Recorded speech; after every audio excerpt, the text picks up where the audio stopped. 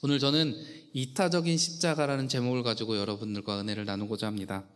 먼저 오늘 본문이 나오기 전에 예수님과 그 제자들의 상황을 살펴보면서 이야기를 시작하려고 합니다. 예수님은 예수님의 말씀을 들어 혹은 또 예수님께 병을 고침받으러 온 수많은 사람들에게 떡 5개와 물고기 2마리로 그 사람들을 먹이시고 난 후 그들을 바라보며 제자들에게 물어보십니다. 예수님이 제자들에게 물으셨어요. 무리가 나를 누구라고 하느냐? 제자들이 대답하기를 세례 요한이라고도 하고 더러는 엘리야, 더러는 옛 선지자 중에 한 사람이라고 합니다. 예수님이 제자들에게 또 물으시죠. 너희는 나를 누구라고 하느냐? 베드로가 대답합니다. 주는 그리스도시요 살아계신 하나님의 아들이십니다. 그리고 이어지는 장면이 바로 오늘 본문의 말씀입니다.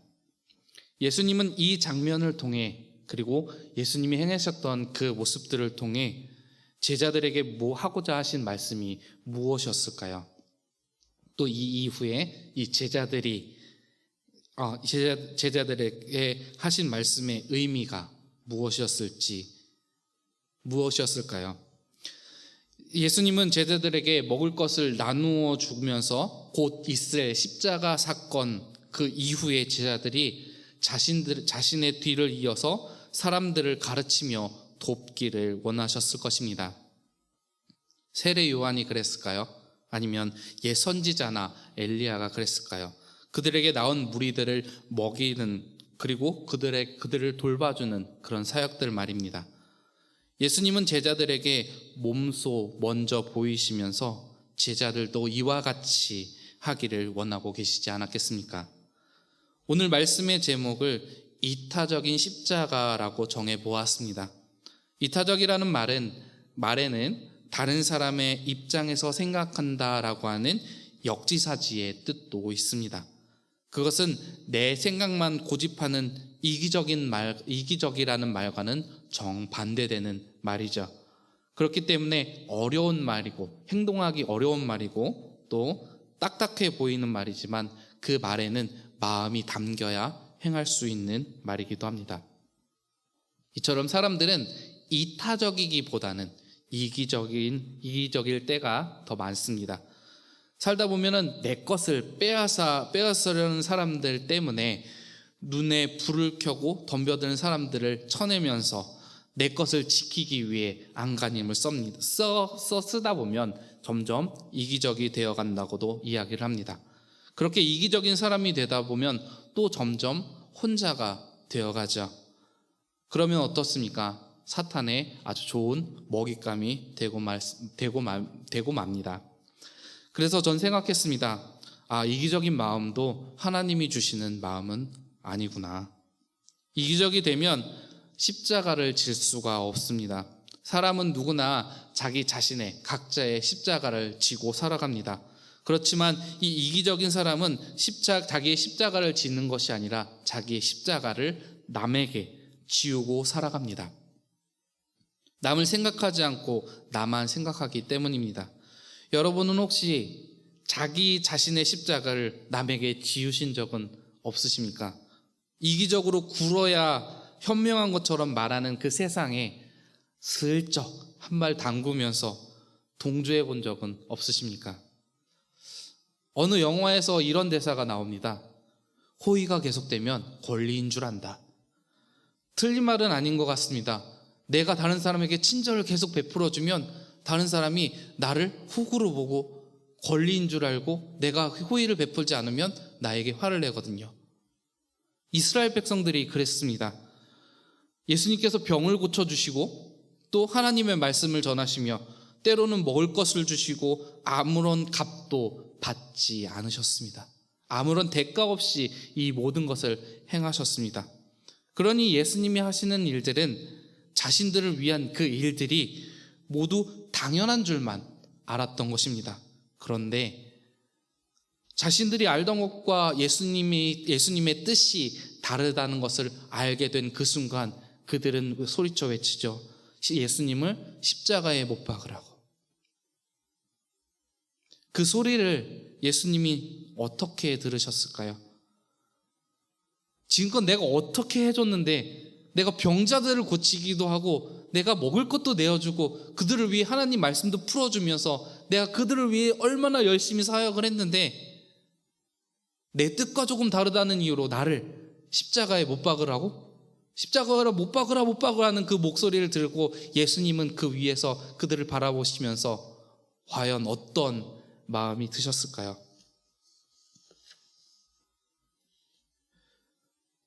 저 같으면은 막 화를 했을지도 모르겠는데 예수님께서는 덤덤하게 받아들이셨습니다. 이미 그들이 그럴 것을 예수님은 이미 알고 계셨습니다. 하나님이 이스라엘 백성들을 애굽에서 건져내실 때도 애굽 백성들이 광야에 머물 때 여러 번 먹이시고 가르치시고 또한 기적을 보이셨음에도 불구하고 이스라엘 백성들은 틈만 나면 우상을 만들거나 하나님을 원망했던 바로 그런 민족이었습니다. 그렇기 때문에 예수님은 그들이 예수님을 십자가에 못 박으라 하는 그들의 마음을 또 그들의 행동을 이해하시고 덤덤히 십자가를 지셨습니다. 그 십자가는 이스라엘 백성들만을 위한 십자가가 아니요 온 세상, 온 인류를 위한 구원의 십자가이기도 했기 때문이었습니다. 그런 예수님의 십자가, 과연 이기적인 십자가일까요? 이타적인 십자가일까요? 오늘 본문 말씀을 보면 예수님께서는 고난받으실 것을 말씀하시면서 자신을 따라오려거든 자기를 부인하고 날마다 자기 십자가를 지고 나를 따라야 한다라고 말하는 장면이 나옵니다. 근데 이와 같은 이런 말씀과 비슷한 말씀을 했던 일이 그 전에도 있었습니다. 마가복음 10장 17절에서 22절까지의 말씀입니다. 제가 읽어드릴게요. 예수께서 길에 나아가실 때 한 사람이 달려와서 꿇어앉아 묻자오되 선한 선생님이여 내가 무엇을 하여야 영생을 얻으리까? 예수께서 이르시되 내가 어찌하여 나를 선하다 일컫느냐? 하나님 한 분 외에는 선한 이가 없느니라. 내가 계명을 안 하니 살인하지 말라, 간음하지 말라, 도둑질하지 말라, 거짓 증언하지 말라, 속여 빼앗지 말라, 내 부모를 공경하라 하였느니라. 여짜오되 선생님이여 이것은 내가 어려서부터 다 지켰나이다. 예수께서 그를 보시고 사랑하사 이르시되 내게 아직도 한 가지 부족한 것이 있으니 가서 내게 있는 것을 다 팔아 가난한 자들에게 주라. 그리하면 하늘에서 보화가 내게 있으리라. 그리고 와서 나를 따르라 하시니 그 사람은 재물이 많은 고로 이 말씀으로 인하여 슬픈 기색을 띠고 근심하여 가니라. 아멘. 여기서 예수님은 부자 청년에게 말씀하시기를 21절에 어떤 표현을 쓰셨냐면 그를 보시고 사랑하사라고 합니다. 부자 청년이 예수님께 와서 어떻게 하면 내가 영생을 얻을 수 있겠습니까? 라고 물어봤을 때 예수님께서는 계명을 예를 들으시면서 이것들을 행하라고 이야기를 하십니다. 부자 청년은 그 모든 것을 제가 다 지켰습니다 라고 예수님께 대답을 합니다. 예수님은 그 모습이 얼마나 예뻐 보이셨을까요? 열심히 신앙생활하는 모습이 하나님 보시기에 우리가 그런 모습일 것입니다. 예수님 보시기에도 그 청년이 너무너무 예뻐 보였는데 그러면서 예수님께서 그 청년에게 한 가지를 더 권하고 있습니다. 뭐라고 하냐면 내가 한 가지 부족한 것이 있으니 가서 내게 있는 것을 다 팔아 가난한 자들에게 나누어 주라. 그리하면 하늘의 보화가 내게 있으리라. 그리고 와서 나를 따르라. 부자 청년은 과연 예수님의 말씀에 순종할 수 있었을까요? 22절 말씀을 보면 그 사람은 재물이 많은 고로 이 말씀으로 인해서 슬픈 기색을 띠고 근심하며 가니라라고 기록하고 있습니다. 결코 그럴 수 없었겠죠. 이 청년의 십자가는 무엇입니까? 자신이 계명을 지킬 수 있었던 것도 자신이 가진 재물이었기 때문입니다. 이 청년에게 이 십자가는 그와 같았습니다. 그 재물을 가난한 자들에게 나누어 주면 하늘의 보화가 쌓일지는 몰라도 지금처럼 계명을 지키고 예수님께 하나님께 이쁨 받으면서 살 수가 없다라는 것을 이 청년은 너무도 잘 알고 있었습니다. 그렇다면 하늘의 재물을 조금 덜 쌓더라도 내가 지금껏 지킨 계명처럼 그 계명을 지키며 사는 것이 과연 내가 구원을 받는 길이었을까요? 그 청년이 구원을 받는 길이었을까요? 23절을 보면 우리는 아니라는 것을 알 수 있습니다.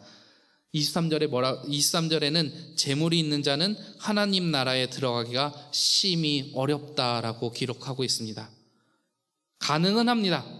재물이 많은 부자가 천국에 가는 것이 가능은 합니다. 하지만 굉장히 어렵습니다.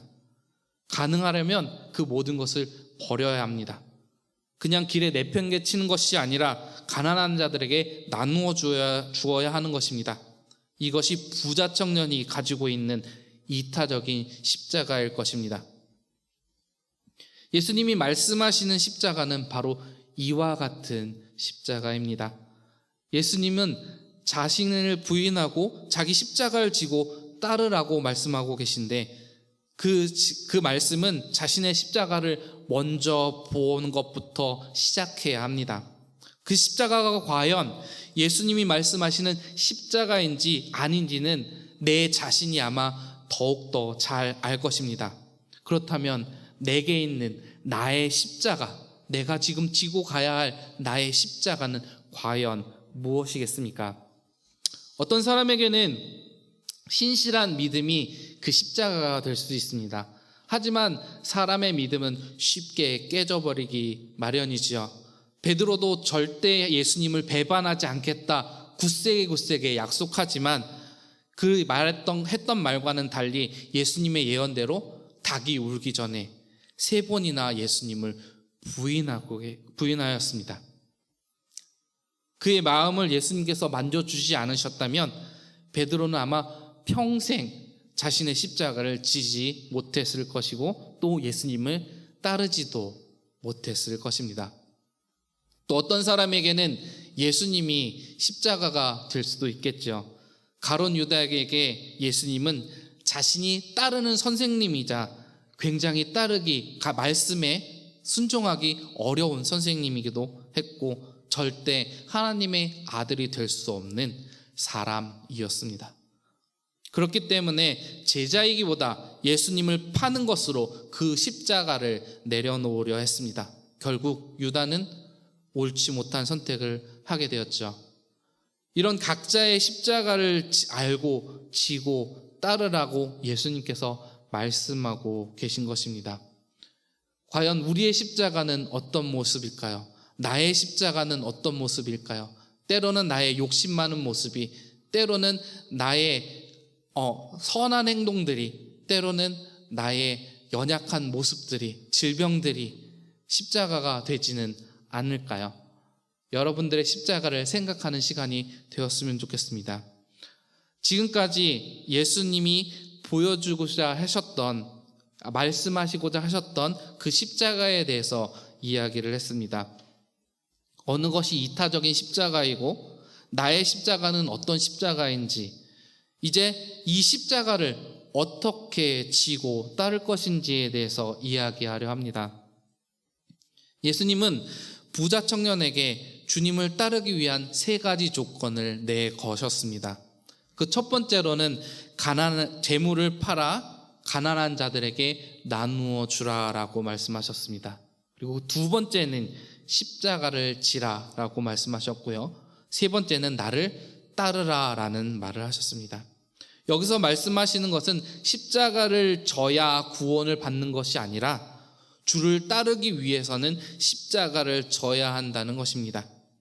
재물만 바쳤다고 주님을 따르는 것이 아니고 재물만 바쳤다고 우리가 구원을 받을 수 있는 것도 아닙니다.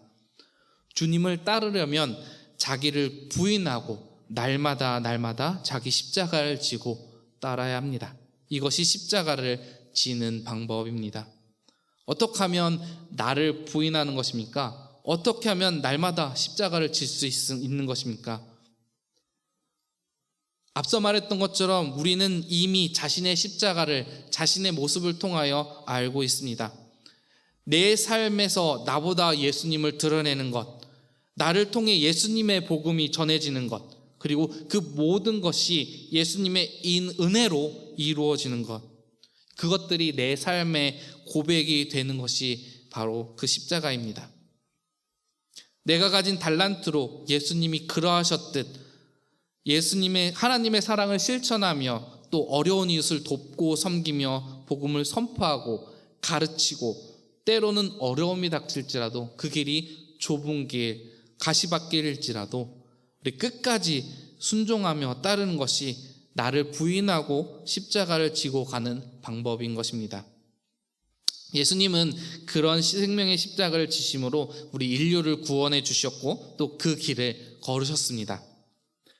이제 우리도 예수님을 따라 그 길을 걸어야 될 줄 믿습니다. 그 길을 걷기 위해 우리가 해야 할 일들이 있습니다. 예수님이 순종하며 가르치고 행하셨던 그 십자가를 우리 또한 같이 지는 것입니다. 그 십자가를 세 가지로 나누어서 이야기해 보려 합니다. 그 첫 번째는 주님이 우리의 죽음의 십자가를 짊어지신 것입니다. 고린도후서 4장 10절 말씀에 우리가 항상 예수의 죽음을 몸에 짊어짐은 예수의 생명이 또한 우리 몸에 나타나게 하려 함이라 라고 기록하고 있습니다. 주님께서는 우리의 죽음을 짊어지셨습니다. 그렇기 때문에 우리 또한 예수님의 죽으심을 짊어져야 합니다. 예수님께서 그 십자가에 돌아가신 것처럼 우리 또한 세상을 향하여 주님을 외치며 주님의 그 십자가를 짊어져야 할 줄 믿으시기 바랍니다. 두 번째로 주님께서 우리의 연약함과 슬픔과 짐의 십자가를 짊어지신 것입니다. 히브리서 13장 13절 말씀에 그런즉 우리도 그의 치욕을 짊어지고 영문 밖으로 그에게 나아가자라고 기록하고 있습니다. 주님께서 우리의 연약함으로, 우리의 슬픔으로, 우리의 죄의 짐 때문에 십자가의 치욕을 당하신 것처럼 우리가 그런 치욕과 고통과 슬픔과 연약함이 있을지라도, 죄의 짐이 있을지라도 우리도 함께 그리스도의 치욕의 십자가를 짊어져야 한다라는 것입니다. 마지막으로 주님께서 죄와 불법과 고통과 질병의 십자가를 짊어지신 것입니다. 오늘 본문 23절 말씀입니다. 우리 다 같이 한번 읽어보도록 할까요? 본문 23절 말씀 시작. 또 우리에게 이르시되 아무든지 나를 따라오려거든 자기를 부인하고 날마다 제 십자가를 지고 나를 따를 것이니라. 아멘. 예수님께서 십자가를 지신 이유는 인류의 구원을 위하여 모든 죄를 지시고 대신 벌을 받기 위해 십자가를 지시고 고통을 당하신 것입니다. 그것은 우리의 죄고 우리의 불법이며 우리의 고통과 질병까지 포함하고 있습니다. 예수님은 자신을 위해서가 아니라 오로지 다른 사람들, 이 온 세상에 있는 우리 모두를 위해 이타적인 바로 그 십자가를 지신 것입니다. 그러므로 우리도 자기를 부인하고 날마다 자기의 십자가를 지고 예수님을 따라야 한다라고 하는 것입니다. 이제 말씀을 맺도록 하겠습니다. 제가 계속 질문을 했던 질문이죠. 나의 십자가는 무엇입니까? 그리고 내 십자가는 과연 이타적인 십자가입니까? 저도 아직까지 제 십자가가 이타적인 십자가인지 모르겠습니다. 제가 사역하고 있는 이 자리가 정말 이타적인 십자가가 될 수 있기를 간절히 바라고 있지만 제 십자가가 아직 이타적인 십자가인지는 모르겠습니다. 하지만 제 뜻이 아니라 하나님 뜻이라면, 하나님이 원하시는 그 뜻이라면 제 십자가는 이타적인 십자가가 될 수 있을 것이라 믿습니다. 여러분 또한 각자의 자리에서 하나님 영광 위에 살아간다면 여러분들의 십자가 또한 하나님의 이타적인 십자가가 될 줄 믿습니다. 처음 말씀드렸듯이 이기적인 사람은 자신의 십자가를 질 수 없습니다. 그러므로 그런 사람의 십자가는 또한 이타적인 십자가가 될 수 없습니다. 예수님께서는 이타적인 십자가를 지시며 우리에게도 말씀하고 계십니다. 나를 따르려거든 자신을 부인하고 날마다 자기 십자가를 지고 나를 따르라. 우리는 예수님을 믿고 따르는 그리스도인으로서 매일매일 나의 십자가를 돌아보며 하나님의 영광을 위해 살아가야 합니다. 예수님이 지신 그 십자가처럼 나의 이타적인 십자가를 지고 지금 이 순간부터 내 걷는 걸음 한 걸음 모든 것이 이타적인 십자가가 되길 바라며 또 오늘부터 세상의 빛과 소금이 되어지시기를 간절히 소망합니다. 기도하겠습니다.